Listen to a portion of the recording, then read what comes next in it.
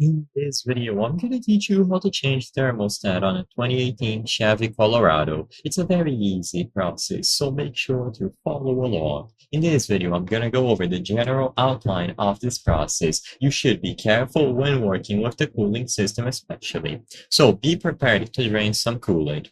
Coolant can be harmful, so handle it carefully and dispose of it properly. Make sure that you have a pan handy in order to drain it.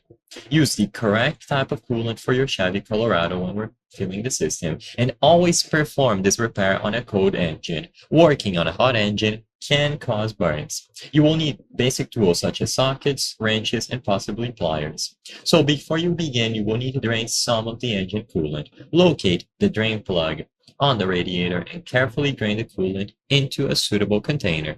So you will be able to find the thermostat, depending on your particular model, to drain the coolant after you remove it.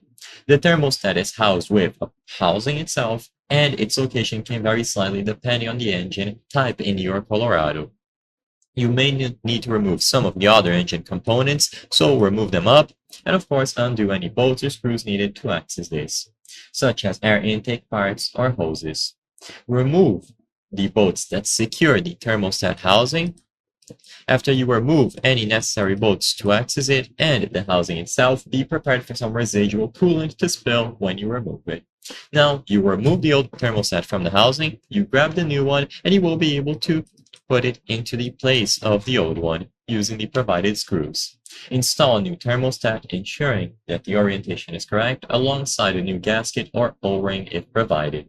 Tighten the bolts to the specified torque and reinstall any of the engine components you removed. Always remember to refill the cooling system with the correct type and amount.